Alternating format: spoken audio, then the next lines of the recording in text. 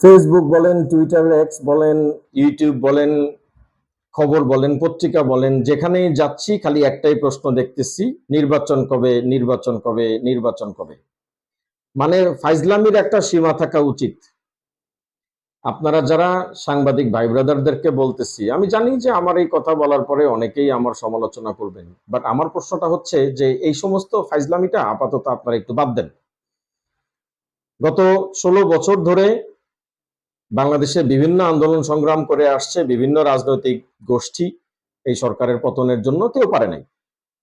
বাংলাদেশের মানুষ ঠিক মতো কথা বলতে পারে নাই, এটা আপনারাও জানেন, আমিও জানি। এমনকি আপনারা মিডিয়ারা সবচেয়ে বড় হিপোক্রিট আপনারা মিডিয়ারা। এখন আপনারা মুখ খুলতেছেন, কিন্তু আপনাদের মুখ খোলার পরে সবচেয়ে প্রথমে যে জিনিসটা বের হচ্ছে সেটা হচ্ছে নির্বাচন কবে। যে উপদেশটাকেই পাচ্ছেন একটাই প্রশ্ন, নির্বাচন কবে। আচ্ছা, আপনাদের কি কোনো কমন সেন্স নাই? বাংলাদেশের কোন থানায় পুলিশ ছিল এই কয়দিন? এখনো কি সব থানায় সমস্ত পুলিশ আসছে? কতজন পুলিশ মারা গেছে এই বিপ্লবে এবং বিভিন্ন সহিংসতায়, সেটার কোনো নাম্বার কি আমরা জানি? পুলিশ সদস্যরা বিদ্রোহ করেছেন তাদের ঊর্ধ্বতন কর্মকর্তাদের সাথে। তাদের গতকালকে একটি ভিডিও দেখলাম, তাদের মাঝে যে বৈষম্য বিরোধী পুলিশ আন্দোলন শুরু হয়েছে সেখানে অনেকগুলো দফা তারা দিয়েছেন। তার ভিতরে নাম্বার 1 দফা হচ্ছে, নাম্বার 1 বা 2, 3 এরকম হবে আর কি, যে তারা যে ইউনিফর্ম পরে তারা লাঞ্ছনা বঞ্চনা এবং হত্যার শিকার হয়েছেন সেই ইউনিফর্ম তারা আর গায়ে চাপাতে চান না। সো ধরেন এখন সারা বাংলাদেশের 1.5 থেকে 2 লক্ষ পুলিশ অফিসারের ইউনিফর্ম বানাইতে এটা কত বড় একটা কাজ সেটা বুঝেন। প্রথমে তো আগে ইউনিফর্ম চুজ করতে হবে কোন কালারটা তাদেরকে দেওয়া হবে, তারপরে টেন্ডার দেওয়া হবে, তারপরে স্যাম্পল কালেকশন হবে, তারপরে সেটা প্রোডাকশন হবে, তারপরে সেটা তাদের ডেলিভারি হবে, তারপরে তারা সেটা গায়ে চড়াতে পারবে। এটা কত বড় একটা কাজ এটা আপনারা বুঝেন। এটা গেল একটা। দ্বিতীয়ত হচ্ছে যে সারা বাংলাদেশের এখন সমস্ত মন্ত্রণালয়ের বিভিন্ন ঊর্ধ্বতন সচিব থেকে শুরু করে সহকারী সচিব, ডেপুটি সেক্রেটারি, জয়েন্ট সেক্রেটারি সবগুলো এখন পলায়া আছে অথবা পলাচ্ছে। জায়গায় জায়গায় থেকে ছাত্ররা তাদের বিভিন্ন গাড়ি থেকে কোটি কোটি টাকা উদ্ধার করতেছে।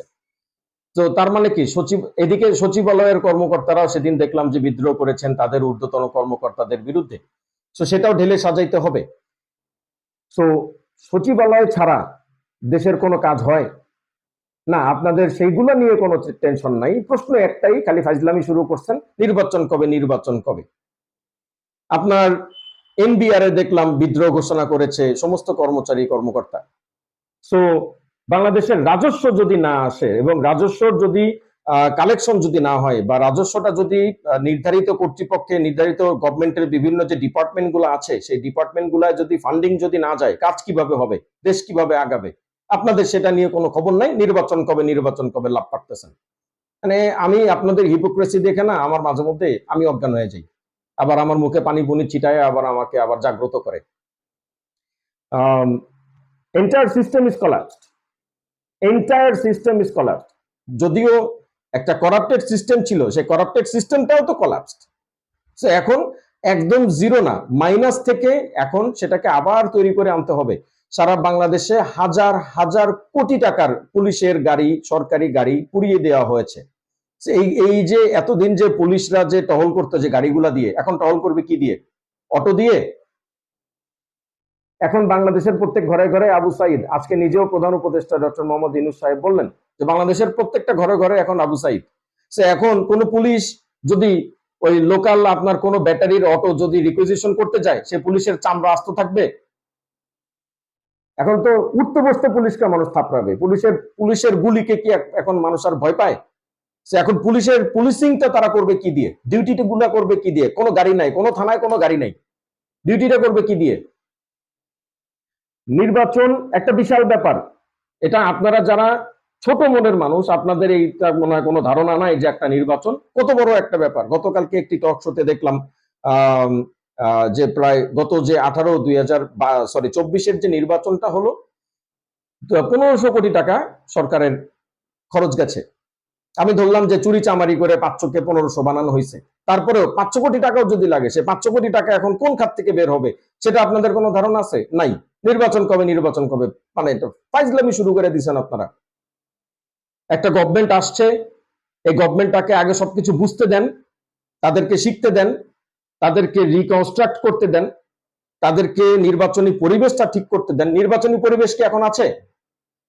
6 তারিখ থেকে বিএনপির ছাত্র দলের নেতাকর্মীরা এলাকায় এলাকায় টহল দেওয়া শুরু করেছে, জেলায় জেলায় হোন্ডা মিছিল শুরু করেছে। এখনো যেন সেই দুঃস্বপ্নই আবারও দেখছি। সেই ছাত্র দলের হোন্ডার মিছিল দেখে মনে হচ্ছে যে জাস্ট ডেজা ভু দেখতেছি। এতদিন দেখছি ছাত্রলীগের হোন্ডা মিছিল, এখন দেখতেছি ছাত্র দলের হোন্ডা মিছিল। So nothing is change. বিএনপির নেতা কর্মীগুলা, আমরা বুঝি ভাই, আমরা বুঝি আপনাদের কষ্টটা। আপনারা গত 17 বছরের বুকা নাঙ্গা না খাওয়া, মামলা মামলা খায়া আপনারা লুকায়া পলায়া ছিলেন। আমরা বুঝি আপনাদের কষ্টটা, আপনাদের ক্ষুধাটাও আমরা বুঝি। আপনারা কবে দেশটারে আবার লুটপাট করে খাওয়া শুরু করবেন সেটাও আমরা বুঝি। পরশুদিন এক বিএনপির নেতার সাথে আমার কথা হলো, সে আমাকে বলতেছে যে ভাই, অলরেডি চারিদিক থেকে বিভিন্ন নেতা কর্মী আমাকে ফোন করে বিরক্ত করতেছে যে ভাই আমি ডিশের টাকা খাবো, কেউ বলছে আমি ময়লার টাকা খাবো, কেউ বলছে আমি ফুটের টাকা খাবো। অলরেডি তার কাছে ফোনের পর ফোন আসতেছে এবং সে লাস্টে বিচলিত হয়ে সে তার মহানগরের নেতাকে ফোন দিছে যে ভাই এইভাবে তো আমার লোকাল ছেলে পেলে আমাকে পাগল করে ফেলতেছে, এখন ভাই আমি যদি এইটা করি আমার মান সম্মান থাকবে, আমার আমার নিজেরই তো পথ চলে যাবে। সো দেখেন, এই যে ছেঁচড়ার বাচ্চাগুলা, এই তো এত বড় একটা বিপ্লব হয়ে গেল, এখনো তাদের মাথায় ঢুকলো না জিনিসটা যে এই অপকর্মগুলোর কারণেই আওয়ামী লীগ সরকারের পতনটা কিন্তু হয়েছে। এই অপকর্মের কারণেই বাংলাদেশের 17 কোটি মানুষের ভিতরে এত এত ক্ষোভ জমেছে। তারা ঠিক সেই কাজটাই আবার শুরু করলো। এই 5 তারিখে আওয়ামী লীগ সরকারের পতন হলো, 6 তারিখ থেকে শুরু হয়ে গেল চাঁদাবাজি। বিভিন্ন জায়গায় বিএনপির ছেলেপেলের শোডাউন, বিভিন্ন জায়গায় বিএনপির ছেলেপেলের চাঁদাবাজি ভাঙচুর। আপনারা কি ভোটের রাজনীতি জীবনে শিখবেন না? আপনি একটা মানুষের গায়ে হাত দেবেন, একটা জিনিস মনে রাখবেন, 100টা ভোট হারাবেন জায়গার উপরে। একটা সুশীল সমাজের গায়ে আপনারা হাত দিবেন, 1000 ভোট আপনারা হারাবেন জায়গার উপরে। একটা জিনিস মাথায় রাখেন আপনারা, আগামী নির্বাচন সে যতদিন পরেই হোক, 2 বছর 3 বছর 6 বছর যতদিন পরেই হোক, আমরা তো চাবো যে এই সরকার একটা স্থিতিশীল পর্যায়ে আসতে আসতে, আমার যেটা ধারণা যে মিনিমাম 2 থেকে 3 বছর লাগবে। এটা স্বাভাবিক ব্যাপার রে ভাই। 3 বছর হলো আমি বলতেছি ডক্টর ইউনূসের মতো মানুষের কারণে। অন্য কোনো যদু মধু কদু যদি হইতো তাহলে বলতাম 3 যুগ লাগবে, ঠিক আছে? So we needed a miracle, doctor Yunus is that miracle. তো সে এই মিরাকলের জন্য 2 থেকে 3 বছর লাগবে। সো এই ফালতু প্রশ্নটা থেকে আপনারা বের হয়ে আসেন। প্রত্যেকটা জায়গায় বিরক্ত হয়ে যেতেছি, টকশো গুলোর পর্যন্ত একই প্রশ্ন, নির্বাচন কবে হবে, নির্বাচন কবে আশা করতেছেন? বিএনপি জামাত প্রত্যেকটা, আমি দেখলাম যে এদিক থেকে জামাতের নেতাগুলা একটু সহনশীল, তারা নির্বাচন নিয়ে কোনো কথা বলতেছে না, তারা বলতেছে আমরা ডক্টর ইউনূসের উপর আমরা ছেড়ে দিচ্ছি। বিএনপির একমাত্র মির্জা ফখরুল ইসলাম আলমগীর দেখলাম যে তিনি বলছেন যে আমরা ডক্টর ইউনূসের উপরে ছেড়ে দিয়েছি। আর মির্জা ফখরুলের পরের থেকে শুরু করে সবগুলার একই কথা, নির্বাচন কবে, যত দ্রুত সম্ভব নির্বাচন দেন, যত দ্রুত সম্ভব নির্বাচন দেন। মানেটা কি আপনারা মানে বুঝেন নির্বাচনের? এখন এই মুহূর্তে যদি নির্বাচন দেন, বিএনপির ভোট আছে বাংলাদেশে, 10% মানুষ বিএনপিতে চায়। আমরা কি হাওয়া ভবন ভুলে গেছি? আমরা কি 24 ঘন্টার ভিতরে 14 ঘন্টা লোডশেডিং ভুলে গেছি? আমরা কি তলাবিহীন জরি ভুলে গেছি? আমরা ভুলি নাই তো। এই জেনারেশনের বাচ্চারা যারা দেশটাকে স্বাধীন করলো, তারা হয়তোবা গত বিএনপির 2001 থেকে 2007 আমলে তারা অনেক ছোট ছিল, কিন্তু ভাই এই সমস্ত ডকুমেন্টস তো নেটে তো আছে। তারা কি এতদিন নেট ঘাটে নাই? তারা জানে না? আচ্ছা আপনাদেরকে একটা কথা বলি, আজ যে আপনারা বিএনপি জামাত, আপনি আপনাদের উদ্দেশ্যে বলতেছি, আপনারা গত 16 বছরে শেখ হাসিনার পতন করাইতে পারেন নাই কেন? আমি বলে দিই আপনাদের উত্তরটা, কারণ জনগণ আপনাদের পাশে জীবনও ছিল না, জীবনও থাকবে না। আপনারা জনগণের রাজনীতি জীবনও করেন নাই, আপনারা খালি গদির রাজনীতি করছেন, যার কারণে আপনাদের জনগণের সমর্থন নাই। আপনাদের হাজার হাজার মেরে ফেলছে, লাখ লাখ মামলা দিছে, কেউ রাস্তায় নামে নাই আপনাদের জন্য। বুঝেন না আপনারা এটা? ভোটের নির্বাচন করেন, ভোট মানে বুঝেন একটা মানুষকে সন্তুষ্ট করে তার কাছ থেকে সেই ভোটটা 5 বছরের জন্য একটা ম্যান্ডেট দেবে একটা মানুষ আপনাকে। 5 বছরের জন্য ম্যান্ডেট পাবেন, আগামী 5টা মাস কাজ করেন দেশের মানুষের জন্য। এখন সাধারণ শিক্ষার্থীরা রাস্তায় নেমে আসছে, আপনারা কোথায়? আপনারা নেমে আসেন। শুধুমাত্র দেখলাম যে জামাতের ইয়ে থেকে আপনার ঘোষণা দেওয়া হয়েছে যে আমাদের মাদ্রাসার ছাত্ররা মন্দির পাহারা দিচ্ছে। কই, আমি তো এখনো বিএনপির তরফ থেকে সেই কোনো পদক্ষেপ দেখলাম না। একটাই প্রশ্ন বারবার, নির্বাচন কবে, যত দ্রুত পারেন নির্বাচন দেন। 10% ভোট নাই আপনাদের, আবারও বলতেছি 10% ভোট নাই, লাফালাফি করেন না।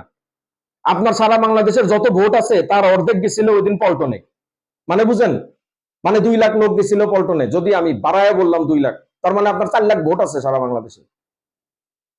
তো জনগণের জন্য কাজ করেন। আওয়ামী লীগের পতনের একমাত্রই কারণ আওয়ামী লীগ গত 7 বছরে জনগণ থেকে 100% মানে ডিটাচড হয়ে গেছিল, জনগণের সাথে কোনো সম্পৃক্ততা ছিল না।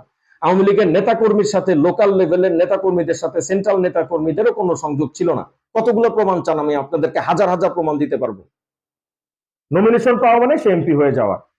সো নেতারা 50 কোটি, 60 কোটি, 100 কোটি টাকা খরচ করছে নমিনেশন বাণিজ্যে। নমিনেশন পাওয়া গেছে, এমপি হয়ে গেছে, দরমার কাট শুরু। এই কাজটা আর করেন না আপনারা। তো ফাজলামি বাদ দেন, নির্বাচন করেন না। এখন আপনারা যারা সংবাদ মাধ্যম কর্মী যারা আছেন, আপনারা বিভিন্ন অফিসে যান, আপনাদের জন্য এখন দরজা খোলা। কেউ আপনাদেরকে ভয় দেখাবে না, কেউ আপনাদেরকে ঝাড়ি দেবে না। আপনারাই বরঞ্চ ঝাড়ি দিয়ে কথা বলেন, আপনারা সাহস দেখান। অনেক কাপুরুষতা দেখাইছেন, অনেক কাপুরুষতার পরিচয় দিচ্ছেন আপনারা। বিভিন্ন সংস্থায় যেতে থাকেন, বিভিন্ন জায়গায় গিয়ে দুর্নীতির বিরুদ্ধে আপনাদের লড়াইটা শুরু করেন। আপনারা আমাদের গণমাধ্যম কর্মী, আপনারা আমাদের চোখ, কান, নাক সবকিছু আপনারা জনতার, সারা পৃথিবীর জন্য। একটা জিনিস মনে রাখবেন, গ্লোবালাইজেশনের জামানা। আপনি একটা নিউজ আপনার অনলাইনে দেবেন, সেই নিউজটা নিউজিল্যান্ডে বসে একজন দেখছে, সেই নিউজটা আফ্রিকার একটা জঙ্গলে বসে একজন মানুষ দেখতেছে। সো আপনারা বিভিন্ন সংস্থায় আপনারা ঢোকা শুরু করেন, বিভিন্ন অরাজকতা তুলে ধরেন, এবং সেই অরাজকতা গুলা কিভাবে আবার সংস্কার করা যায় সেই রাস্তা আপনারা উপদেষ্টা মন্ডলীদেরকে আপনারা দেখান। ফাজলামি বাদ দেন, কাজে নামেন। খোদা হাফিজ। Long live the Republic.